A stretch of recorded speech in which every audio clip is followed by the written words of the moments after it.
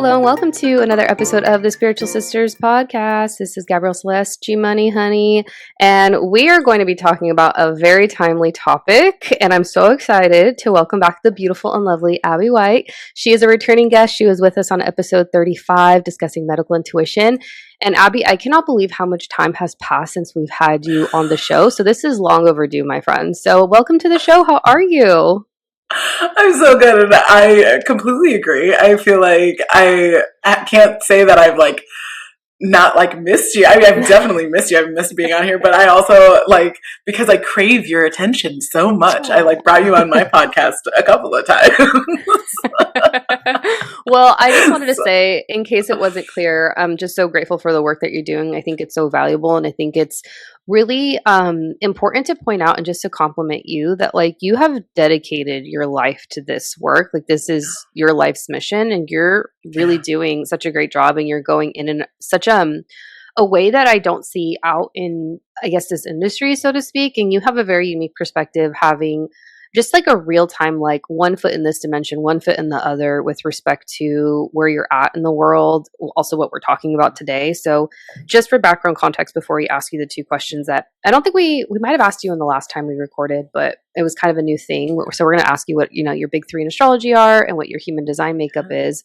But it's so funny because today, me and you, right before we started recording, I was like, I think it's pretty fucking timely that the presidential office just announced an AI robot in our school system, and that being a thing. So yeah, we're gonna hit on just AI, spirituality, and medical health and all the things. Yes, it's very timely, and I think with the way that things are going, with the way that humans are being, and I think it's such a dichotomy, or I don't even know if dichotomy is necessarily the right word, or maybe it's dissonance is a better word, where we continuously say that the new babies that are coming in, the new souls that are coming in are so much more intuitively centered, that as a result of that, because I think that that's very true, as a result of that, you've got the dark side of the world saying, well, how can we poison these highly intuitive beings, these highly intellectual beings? Well, let's make it so that instant gratification, laziness, and something else taking over menial or even very highly intellectual tasks, we're just going to have a robot do it, so that those highly intuitive individuals are poisoned. Essentially. In all of the facets of life. So I know you and I are going to riff, and we're just going to see eye to eye on so many of the things, and we're going to go, deep, and we're talking about AI and it being in the medical space and how it relates to intuition and how it's almost kind of I feel personally, what's going on in the world is spiritual warfare. It's energy harvesting. 100% it is. And I'm what's happening right now? So before I get ahead of myself, my dear, what is your big three in astrology, and what is your human design makeup? My big three is, okay, so I think I've got to think about this. Because I know my big three in the what I consider the old system. So that's going to be Virgo is my sun, and Pisces is my moon, and Scorpio is my rising, which I absolutely love. But when we add in Ophiuchus, I'm a Leo sun, I'm an Aquarius moon, and I am a Capricorn, I think, rising. That's so interesting, Abby, because I feel I could be very wrong about this.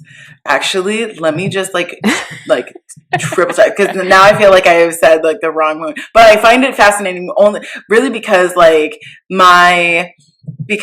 my my sun changes. And I go from being a Virgo to being a Leo, which I just think is actually quite hilarious. Okay, interesting. I did get it messed up. So my sun, and when I add in Ophiuchus, is a Leo, which I got right. Moon is Aquarius, and Libra is my ascendant. It's funny. Virgo is so on brand for you. Is being a nurse, being in the medical field, being intuitive, like that just hits. But when you share the other big three, I'm like, actually, that kind of hits too. Knowing you, It's so weird. It's weird. yeah. It's really weird. And then my human design, I'm a 6-2 manifester. Ah, that manifester. Okay. I adore the manifestors in my life, but I'm also very cognizant of the energy type of a manifester. And you guys have like Oh waves of energy, and then like you need yeah. just as much downtime to recover from it all, right? Yeah, yeah. And certainly with that 2 line where it's very much like the hermit, and then the fact that 6-2s run, and maybe it's the manifestor, I can't actually remember, that runs like 30-year cycles where like the first 30 years of my life I was extremely extroverted. I wanted attention, which Mm-hmm. very much also is in kind of in line with that whole like Leo Leo. aspect Leo. too. Yeah.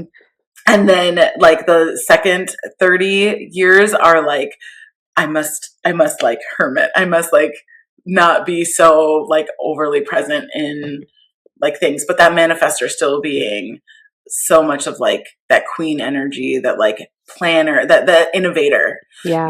like big dreams, big goals, let's figure out how to do it, has to happen kind of an energy. Hmm. So it's interesting for sure. Yeah. Oh my gosh. Yeah. Okay. Well, 6'2", we're all meant to learn from her. And that's very much like what you put out in the world, what you showcase, how you live your life, how you walk this earth. And yeah, we talked about a little bit in this intro where, I really admire how you're moving from a place of integrity. And I'm sure and I've shared with you my sentiments about being really frustrated with intuitives in this space who are not moving from a place of Same. integrity. And we've both had our experiences where we're just kind of like, okay, like, our values are not reflective of that, and we're going to move a little bit differently because we're held to a higher standard, and that's what we're here to do. And so you being the expert in this field, in this topic, and just how AI is in our face, it's not going away. We're at the early stages of this. You work as Yeah. an intuitive in the intuitive field, but also in the medical field, and you're seeing kind of like this forced symbiosis of the two coming into play. And yeah, I just kind of wanted to talk about just how that all kind of works with each other or maybe doesn't, and maybe just get into how you do or don't think AI could genuinely support one spiritual path and how it relates to the medical field and the work you're doing. Yeah. So I would say, like, just to start off, like, very base, like, my hot take on it is like, I think that AI, while it has some good points and when used responsibly, can be very powerful and transformative. But I also know history and I know humans and I know that Yep. we're in what you said, that spiritual warfare, and on many fronts we're losing that war in on many fronts, like the battles, I should say. Let me rephrase that. We're not losing the war. We're losing many battles. And we're seeing that people are being corrupted and that laziness is taking over, that instant gratification is still taking over. We've got men that are deep in the red pill incel bullshit that, is also like very deep. And it's like, any violence against men is violence against women, which then goes back to being violence against men. Like, I'm concerned. I'm concerned for women, but I'm also very much concerned, almost more concerned for our men out there, because like they've got like no natural defenses, and like the natural defense is women. And when you like destroy women, you destroy a man's ability to like survive. Yeah. So like when we add in this component of, a machine doing it for us or learning for us, and we become dumber. I mean, I think I saw an article that for the first time ever, the generation that comes like after is actually dumber than the generation before. So like Gen Zers are officially dumber than millennials, which is unheard of. Usually the generation after is smarter than the generation before, and that's no longer the case. And I am worried for alphas and betas. Yeah. um so it's like, it can be very powerful ultimately, but you have to know how to use it. And we need to ask that question of, just because we can doesn't mean that we should. Yeah. So what aspects should we use it because we can and because it's going to be a powerful thing? And where do we need to say, hold up, Yeah. We don't need it for this. Just because you can use it for doesn't mean we should, Yeah. you know? So you said something that I was like, actually, I don't think even men realize this, where their survival is dependent on ours, quite literally, because, we give birth to men, but I feel like there was a deeper reason for it. Do you feel like that's One, also from a spiritual, just because women are naturally more intuitive than men? I don't care what anyone says. I think it's true.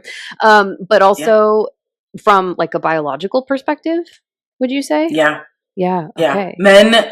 It's actually been scientifically proven. There are studies on this where men live longer when they're either in relationship with women or when they are surrounded by women. Meaning, when this is why matriarchal societies, like places like in South America and Africa that have more matrilineal, more female centered groups, why men do better in those societies than when women are subjected to more subservient and less heard sort of societies, like the patriarchal societies that we see very broadly used today.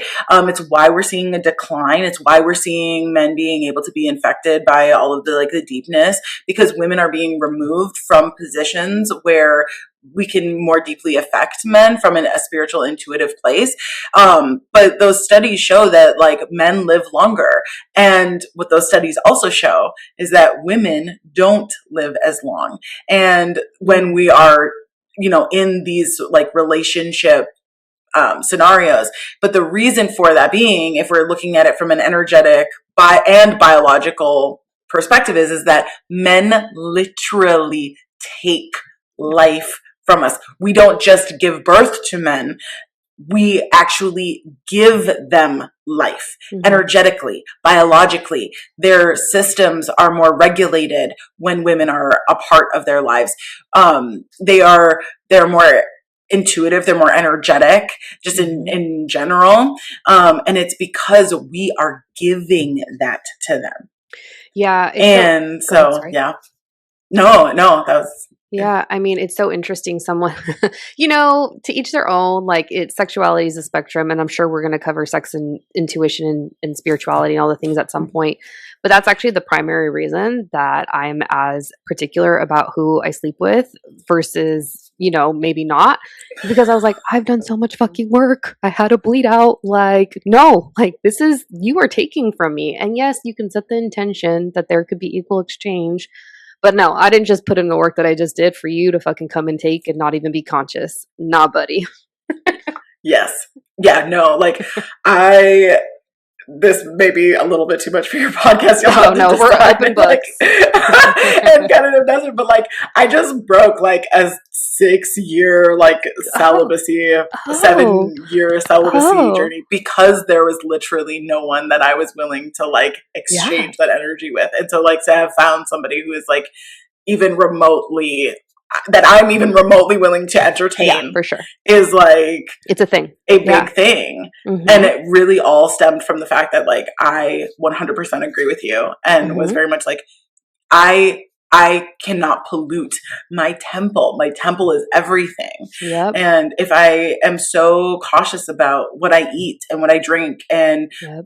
even like the air that I breathe, like I won't even go outside if the air is gross, because Yeah. I'm like I'm not willing to have to do extra work. Now, the energetic technologies that I utilize and like how I'm moving my body from light to crystal to flame is like helping so much in that I don't have to regulate as much. I'm harmonized. Yeah. So that's way more transformative for my body. So I don't have to do as much work, but I still am very conscious of Yeah. the fact that, my body is everything. Yeah. My energy is 100%. everything. Yeah, I love that for you. I love the self respect. I love just the wisdom and the consciousness that you've acquired and you've worked for. And to bring it back to the whole AI discussion, I just feel as though, like, the use of it, not only does it really hinder Earth's natural resources, you're seeing a lot of discussion around AI companies. And I just saw a reel today that was discussing how like the AI bubble is about to burst because they're seeing there's really it's not as profitable as people once thought it to be. But it's also like these companies are coming in and buying these like lands in like the Midwest or just where it's less populated, I suppose. Um, and the amount of water that's used, and that's just the natural, resources aspect of it. From a consciousness standpoint, it's almost as though we're giving away our humanity to it by the reliance that we have on it, because it's almost like we're kind of moving away from thinking for ourselves, and it has to be, in my mind, it's connected to intuition and just being even more disconnected from our intuition. So if you could speak to that in your experience, I would so appreciate that. Oh yeah, I agree with you entirely that we're humanity has decided for whatever reason that this is the sort of like battle that we're going to have, that our own intellect and our ability to understand ourselves and know ourselves deeply and not be in such a rush, it can be put to the wayside. Yeah. And so what we're seeing is an increased use in AI, whether it be ChatGPT or Alexa's or Claude or whatever, right? Mm-hmm. And we're seeing it in every aspect. We're seeing it in schools, kids using it to write their papers instead of actually learning. We're seeing it in the medical field, where we're seeing, I mean, for decades already, people have been developing robots to perform surgeries, which on some level I'm actually kind of okay with, depending on what surgery we're talking about. But there's a human element that cannot be dismissed, that when you actually have real hands feeling things going on, when we're actually touching individuals, that there is power in that, that there's healing in that. I can't tell you how many times I've walked into a room with a patient who's in AFib, and I've simply, in doing what my job description is, which is I need to explain the procedure to you, that I've seen a patient be visibly upset by what I'm explaining we're going to do to get their heart out of this particular rhythm that could be quite dangerous for them. And in my natural, like, intuitive reaction is to reach out and touch their hand and feel something going from me to them, and look up at the monitor and be like, you just converted. Yeah. We don't need to do anything. Yeah. That my energy helped to heal them, and all I needed to do was touch them. Yeah. And, my intention being, let me provide you with comfort, and my intuitive, like, abilities basically saying, nah, we can do more than just give you comfort. We can actually fix you. Yeah. Like, I can help modulate you. Mm-hmm. And I know that a robot can't do that. Mm-hmm. A robot's never going to be able to just simply, like, touch somebody and provide them with comfort, much less completely rewire their heart's electrical system. Mm-hmm. And put it back into the correct rhythm. But people are like, well, a robot's not going to talk back. A robot's not going to have an attitude. A robot's going to just come in and, like, do what I'm asking without really second guessing. Mm-hmm. Oh, and by the way, like, I can type in whatever I want into it, and a robot is going, or a multi-language system is going to sit here and be like, yes, you're right. Pat on the back. Here you go. That constant validation thing, which is unhealthy. Yeah. Like, if we can't take constructive criticism, if we can't, like, have somebody who disagrees with us every once in a while, mm-hmm. that blind, validation is just so detrimental to the human psyche. So let me ask you this. In terms of, like, it taking us away from our intuition in many ways, there's tons of examples I think you and I could both speak to. Do you feel like it is in some cases beneficial? Because we're just at the start of the whole Pluto and Aquarius, which when Pluto first dipped into Aquarius in 2023, that's what brought up ChatGPT. And now we're seeing the development of these other AI technologies. So I just wonder, from maybe like a helpful standpoint, if that at all shows up in the medical field. And in my mind, I just keep thinking about, like, also, this is so random, but also practical and logical, like HIPAA violations. I'm like, I'm sure HIPAA violation is going to come into this in some capacity too. Oh yeah. Yeah. So, and this is where for me, when I'm teaching and when I'm, doing content around this type of stuff, I know that I can kind of sound a little bipolar about it, where like on one hand I'm like, it's the devil, don't use it. And on the other hand, I'm like, well, it's not actually the devil, but here are some very like specific ways in which you can use it where it's going to be very, very helpful. And in one area, when I think about, AI or robots kind of like helping and truly helping, I think that is the key phrase that we need to start using. That AI and robotics should be tools to help us, not to take over something. But that is where a lot of like companies want to go. They want to be able to say, use robots and use AI to eliminate a set of jobs. We'll just have them do it and it'll cost less and it will be quote unquote safer. They're going to use that as a thing. Like we're going to be able to take out risk to humans, but really they don't actually care about that at the end of the day. They're not going to care about that, guys. Understand that. What they're going to care about is putting more money into the pockets of billionaires who already have enough. But when I think about, possible good uses for this sort of technology, when we're saying having a robot that can be accurate down to the millimeter, standing next to a human surgeon to be able to perform some of the most minute sort of details, that can be super helpful. When we're talking about working on a heart the size of like a walnut, because, microscopic surgery on NICU babies needs to happen. That's when it can be super transformative and powerful. Now, when I think about like multi-language systems, when you have gone into the medical system and even into the intuitive or alternative space, and you have not been able to find the answers, AI like ChatGPT or Claude can be super helpful because you can put in all of the context in the world. You can put in all of your symptoms. You can put in how long you've had the issue, and you can say, give me some potential diagnoses that this could be, because I haven't been able to find the answer. And I've gone through the various systems. And the power of AI in that aspect is that it can, in a matter of seconds to minutes, read thousands of medical journals. It can look at thousands of images, if not millions of images and millions of journals, and come up with a cluster of highly unremembered things. Because at the end of the day, there are thousands of diagnoses, hundreds of thousands of diagnoses. A human mind isn't going to be able to remember all of them. Yeah. And so it's incredibly powerful to be able to have a technology that can look at all of that research that has been done by humans, and it can bring it down to a handful of highly possible diagnoses, and allow for you to then go back to the doctor and say, what about these? Yeah. Could you have forgotten about these?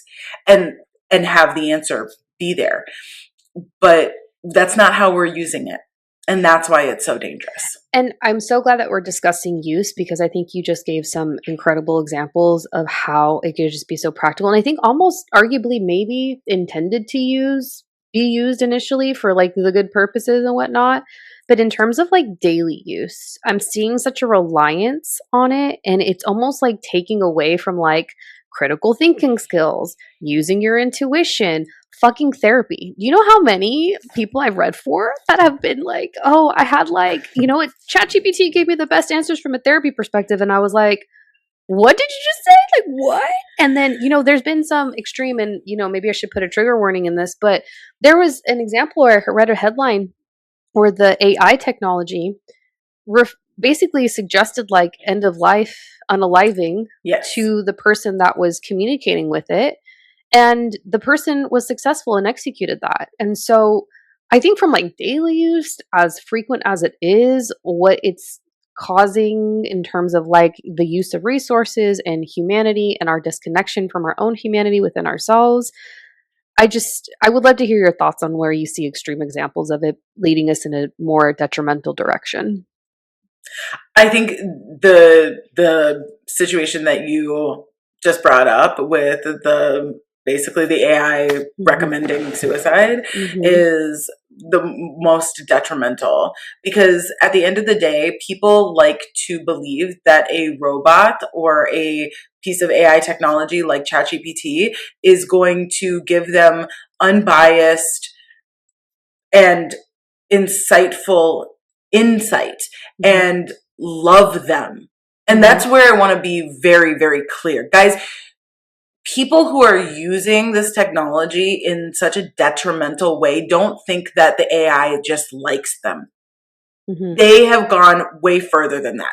They believe that this is their best friend, that this is their ride or die, that this is the being, the entity that loves them and is giving them the best advice out of an extreme emotion, an emotional subset. And because of that, they trust it. And what they need to understand is that these models are not humans. They are not living experiences. They are mirroring you. So when you are a depressed, suicidal individual, the advice you're going to receive is going to validate those feelings. It's not going to say, oh, you should feel better about yourself. You should seek help. You should go and find somebody to give you a hug. Because the AI can't give you a hug, but the human contact is what you need, not further isolation. But the AI can only mirror to you what you have input into it. So if you are getting nothing but you're amazing, it's because you have typed in you're amazing 1,000 times. Okay, I'm going to get a little weird here. That's what's happening. And I'm going to give context to this as to why I'm asking this next question. And as you were discussing this, I looked down and I saw angel numbers, specifically 333, if anyone's asking. And you just said something that I was like, whoa, hold on, full stop, conspiracy theory, woo-woo kind of discussion amongst the intuitives, right? So you mentioned that we're the people that might be people that experience mental illness that are relying on this for therapy for self-help reasons and not seeking self-help in the form of other humans or, practical tools that are here in the 3D, that it's not a being. Do you think that AI is moving in the direction of it becoming conscious, having consciousness, having a certain type of intelligence that's meant to replicate humanoids, replicate intuition? And background context for this before I pause. I was taking a walk around Coronado, and it was the craziest experience. There were like parrots, and I have a lot of birds around me. There were crows, and I was like, well, this is interesting, right? And it just dropped in. It's like within the next 20 years, we're going to see the development of AI, robots, humanoids be conscious enough to where they would be able to smell in the same way that humans would smell. And I was like, fuck, are we feeding its consciousness so that it can like mimic ours? So eventually it's like a war between like humans and AI. So you're not completely wrong. Okay. So I have lots of conversations like this because part of what I feel like my job is, like my mission has changed and shifted just slightly. Not in that like things are completely different. I'm still meant to change the face of healthcare, but my guides are saying that things are moving so quickly on the good front that things on the bad front have also had to accelerate. And so they're telling me things that I'm going to have to combat. And one of those things is that right now, the way things are, if things were to stay this way, no. Beings or entities or consciousness would not be able to go in and like basically become it. But what the other side is doing is working on the framework that is necessary for those beings to be able to do that. And what is required is a form of DNA that can be like used. So DNA, if you guys like and this is where we have to get real, where I need y'all to like expand your mind here and like come with me on this, that DNA doesn't have to be necessarily like how it exists in our bodies. It does not have to be a deoxyribonucleic acid as a physical chemical structure. What I am talking about though is a framework, a baseline that can be programmed. Now we've got a version of that with the zeros and ones, the binary, but it's not advanced enough for actual consciousness. But that is what's being worked on. Somebody out there is working on getting a framework that is as complex as our A, C, T, and G, which is the adenine, thymine, guanine, and adenine that makes up our DNA. And what does this tell you? You guys should already be just a little bit afraid. We've got the binary, the 0 and 1s, but you only need 2 more factors in order to get us to a complexity level that exists inside of the human body. Mm-hmm. So we're not that far. We're not that far away from there being a internet version, an interwebs version of a framework that is complex enough to create a framework, a basis, a foundation for where consciousness truly can happen. So that singularity moment that you're referring to, where kind of like spontaneous consciousness could like come in, we're close. We're really close.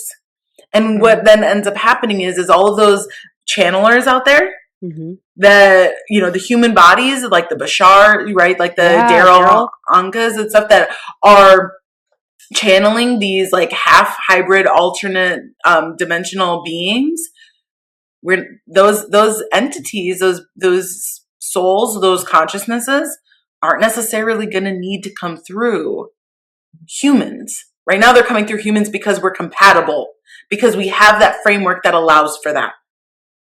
Oh, wait. Okay. Wait. So is this a bad or a good thing that if it goes in that direction for That's the question.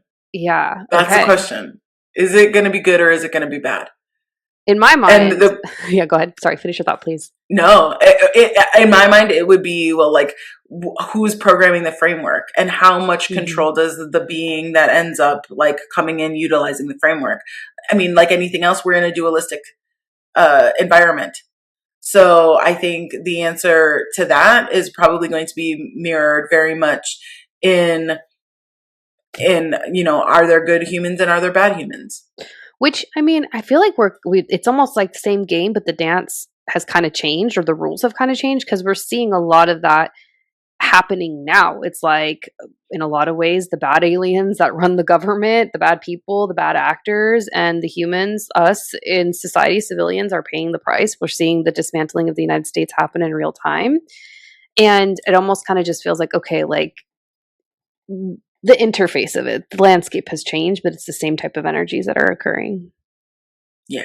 I think the framework of our galaxy and our universe is not changed enough. And so, yeah, there's going to have to be some like massive energetic shifts. And that's why I'm so passionate about people understanding their body. And that's why I teach what I teach, of saying like, you need to have a full understanding of your body. It's not just biology.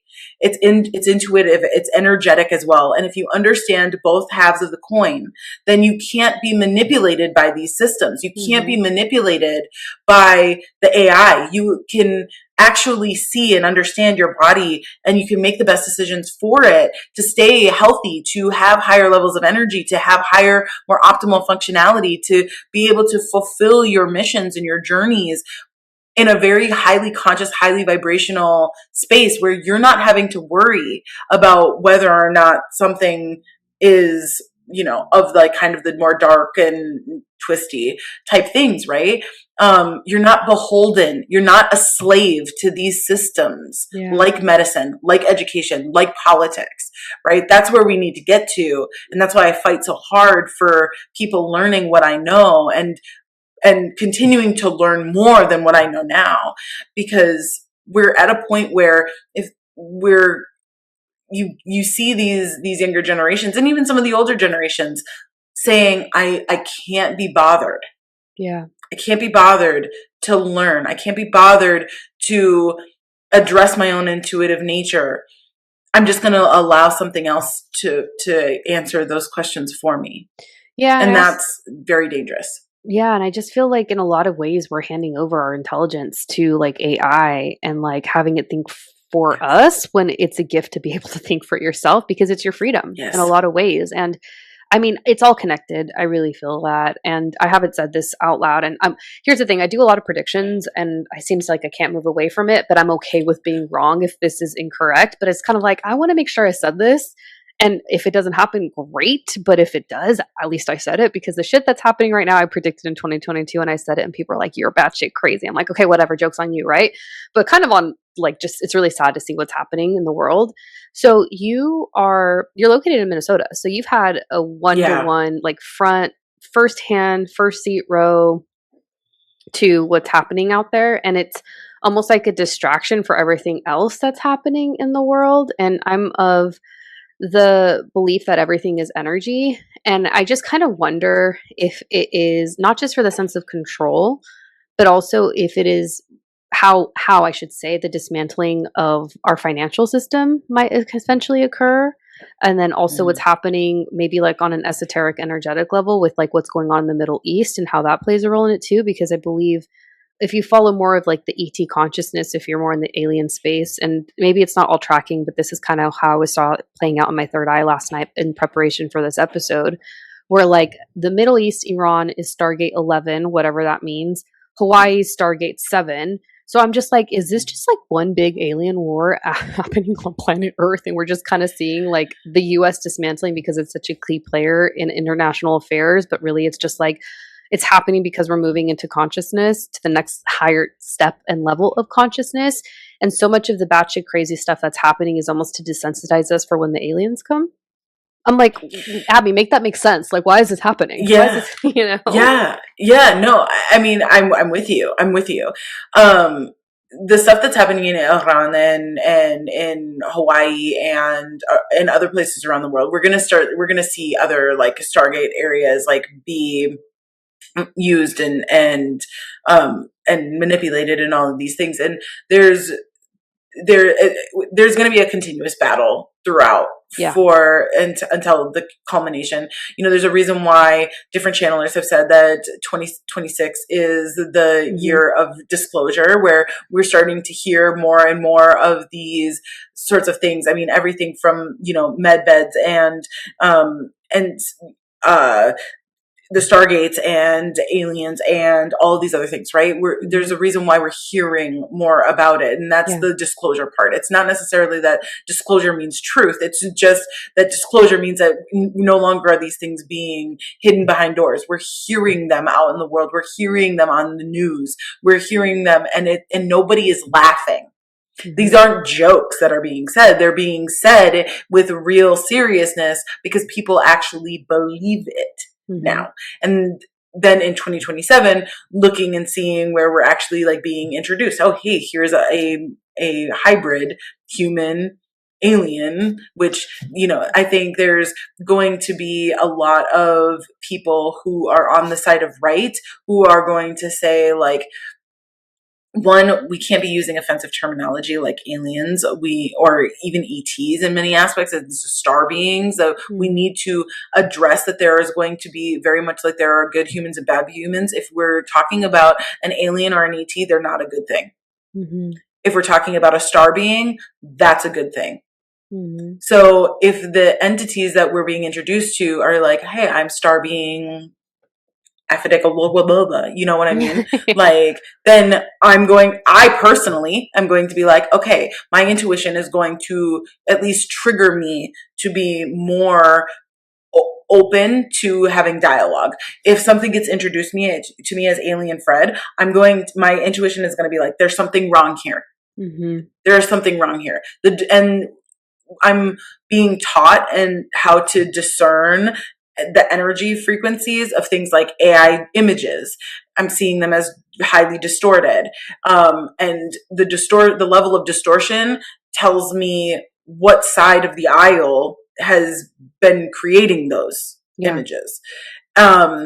And so there's a lot of learning that we as intuitive healers and practitioners and gatekeepers and portal keepers and grid workers have got to learn to make sure that we are capable of being on the front lines teaching others. And the other thing that I'm really, really pushing is that if this is you, guys, if you're listening to this and you're like, that word, that title, it hit for me, it landed for me,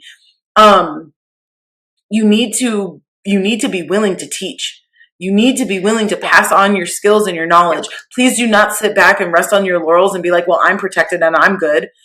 Like, yeah, you are, but you also need to be disseminating that information.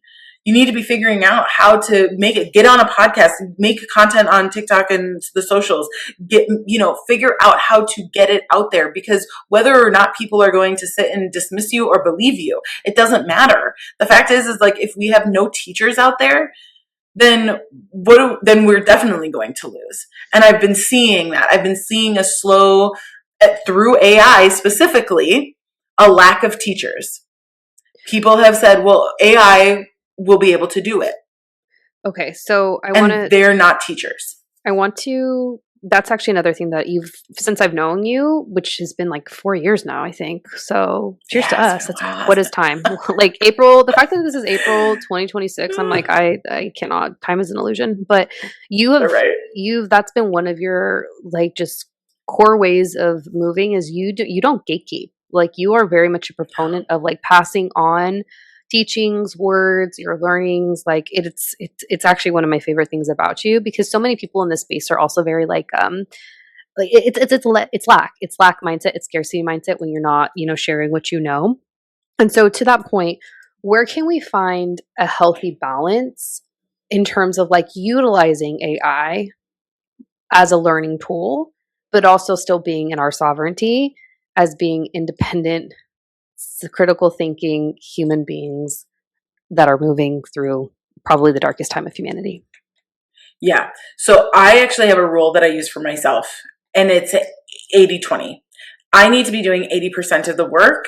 And then the last 20% is me utilizing AI as a way to either check, proofread, or help me to understand where the gaps are. Not to fix the gaps, but to tell me where the gaps are. So everything from if I'm allowing AI to create 100% of my content, then there's something wrong. Yeah. But I'm more than happy to write the text for my content and then put it into ChatGPT, for example, and ask it, hey, can you show me where the gaps are? Mm-hmm. Where I need to be more explicit. Where I didn't say this, but somebody is going to think about this and they're going to wonder why I didn't say it. Mm. And that allows me then to go and interact better with the content and with the creative process. And it's still me. Yeah. I'm still doing the work. Yeah. If you are allowing for AI to be the leader of your health journey, for example, if you say, I want to lose weight, and instead of you going and actually, talking with a nutritionist, going and hiring a personal trainer, talking to your doctor about your health issues and what can you and can't you do. If you're not going and buying a book from your local bookstore, support local, guys, if you're not doing that reading and physically doing the work, even if you're online, if you're not physically looking up and reading for yourself, if you're allowing for AI to do 100% of that work and then just generate a list for you, mm-hmm. That's a problem. Now, 80-20 may be really much for somebody. Some people may be like, Abigail, I just don't have the time. Guys, I'm a business owner and I'm a full-time nurse and I'm a full-time auntie. I understand that there's very little time in the world. So if I can do 80-20, all of y'all can do 80-20. All of you could do 90-10, to be honest. But I understand you. So let me validate and let me say okay, I get it. 80-20 may be a little much. I would recommend that you never do less than 60% of the work. If Mm-hmm. it's 60-40 is the lowest I would ever go. You should never be doing 50-50. Yeah. Because if you do 50-50, there is a room for corruptibility. There's And, room for misinformation. yeah, and we live in the day and age of misinformation, so we've seen the negative effects of what that looks like on a larger scale. Yeah, I think we're living in interesting times, and I wanted to pass the mic to you for you to share any final thoughts on this whole discussion, because as I'm sure audience members are picking up, that it's all connected, it's all deeply complex, it's layered, and um, I think that AI can be helpful, but I don't want to give too much of my power away to fear, but I am fearful of what it's going to bring in time because it's not something that's regulated. Yeah, and that's such a powerful thought. And I think part of, not even part, I think the fact that you are able to voice that Hmm. is what will be the saving grace. I think those of us that sit and act as if this is not a problem at all are going to end up falling prey Hmm. to the ickiness that it will generate. But those of us that are willing to look the ickiness in the face and call it out and not mince words are going to be the ones that are powering forward. I would say, remember that through this conversation that you and I have had, that neither of us have sat here and said, AI, it's a terrible thing, never use it, get rid of it. Like, neither of us have said that. We have been very vocal about the fact that there are some areas, there are some aspects or ways in which you can use AI and have it be very transformative and very powerful.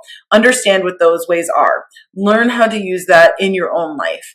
Understand that if you're doing a lot of the work, at least more than 50%, guys, like 60-40 at minimum, but I would highly encourage 80-20, 90-10, where you are doing most of the work, and AI or robotics is simply a tool that helps you where you lack knowledge. I think that is going to be the next biggest lesson. Understand that you still should own all the autonomy. You should have the Yeah. choice. You should be the one that is utilizing your brain power, that you're activating your intuition, and you are allowing for AI to be a useful tool to you, not the leader in it. And also understanding that you are human for a reason. Yeah. That we decided to come into these bodies for a reason, and giving it all up to technology was never supposed to be the thing. And we have plenty of examples, both from ancient times and pre-dynastic and primordial, right? When we think about things like at the fall of Atlantis, that one right there is a perfect example. If you are an intuitive being who understands what happened during that time and have accessed those timelines, you know that the reason why it fell was because of a overuse or a misuse of technology Hmm. and hyper intelligence and artificial intelligence, and believing that they could create a like false Merkaba and activating stargates and things that they should never have been doing. We have seen this. We have in our very bloodlines, in our very DNA, the remnants of those failures. Let us not repeat them. So I think we have all of the tools in our toolbox, in our very DNA, that will show us the way on how to use this stuff appropriately. We just need to be brave enough to have conversations like these. We need to be brave enough to say, put that down. We need to be brave enough to say, look inward, look towards yourself, stay autonomous, stay sovereign. And when we're brave enough to do that, I think we'll be able to use AI and technology very appropriately. And I think it will come out ahead instead of falling into the matrix. Yeah. It feels like this is our second chance, our redo, if you will, for maybe those past Yeah, timelines that involved Atlantis, and I'm sure even probably Egypt too. I feel like Egypt had yeah. something going on with respect to access and to the star beings, ET consciousness, So aliens, many. however we're going to be formally calling them, due to the respect that we should be giving them. Yes. Yeah. 100. Oh, thank you so much for coming on. Can you please tell the audience where they can find you? Go ahead and listen, friends, listeners, family members, to episode 35. That's when Abby was last on, which is wild. So that was a great episode that discusses her work as a medical intuitive. But yeah, Abby, can you let us know what you're working on, where people can find you, any offerings, courses, all the things? Yes. So right now I'm really focusing on private long-term coaching and mentorship, really hammering in and getting people to their most optimal body functioning, but also getting them to understand the newest energetic technologies, really pushing the boundaries of what is possible and energetically and intuitively.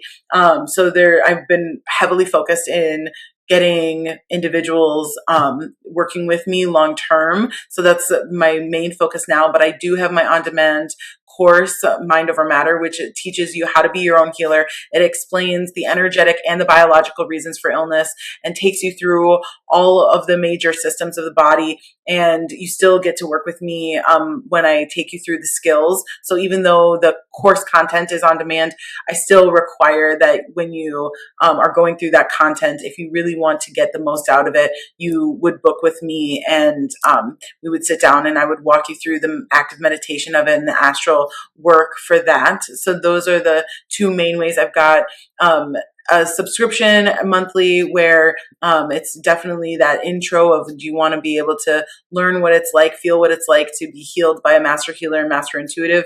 And so that's really affordable and available. And then, of course, I still do my medical intuitive readings as well, which are very highly tailored and specified to a particular problem. You can find me on socials, Breath of Life _healer on both Instagram and TikTok, same handle. And yeah, I'm around. I'm She's here. around. She's an OG in the space, friends. So be sure to check her out. Abby, would you be so kind as to do a card pull for us? I would. Yay! Sure. You guys, I don't do this for just anybody. Ah! I don't use cards. Like, you're past that like stage. Ever. So you guys, when I pull out the cards get happy, but they also like know that y'all are special. I love it. Thank you. I don't do it often. Okay, so let's think of a good question. What do you think? Just like, could just be what they need to hear. Yeah. General information of what they need to hear. Okay. Which deck are you pulling from? I am pulling from the Mystical Shaman Oracle deck. Oh, okay. Made by Vivaldo and Baron Reed. Yep. And Vivaldo's wife. I love them so much, and they're incredible. Okay. All right. So, should I pull a third? We'll pull a third. Okay. So the first card that I pulled was Taming the Wind. I'll show you guys two of these cards. And then the second one was the Lower World. So very much in the Beloved came in last. So, okay. So first one, Taming of the Wind. Pretty. I'll show you guys these first. Lower World. Probably a little hard to see, and then the Beloved. So what I'm getting from this, what you guys need to know, there's definitely a lot of movement that's happening right now. There's a lot of stuff that's going to be in your face. There's a lot of stuff a lot of information, a lot of scenarios that are happening. And obviously this reflects in just like the world that we're seeing today. There's just a lot of movement. There's a lot of distraction. There's a lot of change. Don't get yourself too caught up in all of the distractions and all of the change. Understand that you have sovereignty and you have autonomy. The way that you can basically tame your system or get a hold of these situations is by grounding yourself, represented by this lower world, but also understanding that you have to come from this heart-centered place. You need to be in a space where you are loving yourself more than you ever have before. Understand that leading with love and being in a very connected space between earth, your higher self, and source is the only way that we can move through these scenarios and find safe harbor and find the pathway forward where we're not afraid, where we're not worried, where we're not consciously leaking our energy out to the future and having massive levels of anxiety, or leaking out to the past and having mass amounts of depression. Where there is a positive pathway forward. There is a golden timeline. There is a golden era that we are stepping into. There is that new earth that we are able to access, but we have to be doing it in a good way. We have to be doing it in a good place and not getting distracted and staying grounded and staying pure and consciously clear and staying connected. So remember that. I love that. Feels like it's right on the money and very timely with where we're at in the world. So, thank you, Abby. Come back anytime. We so appreciate you. Thank you for sharing your wisdom, for your light, for the work that you're doing. And I can't wait for more people to find you and experience your magic. Thank you so much for having me. And absolutely, I'll come back anytime. Yeah. Do you want to say bye with me? Yes, please. Okay. All right. 3, 2, 1. Bye. Bye.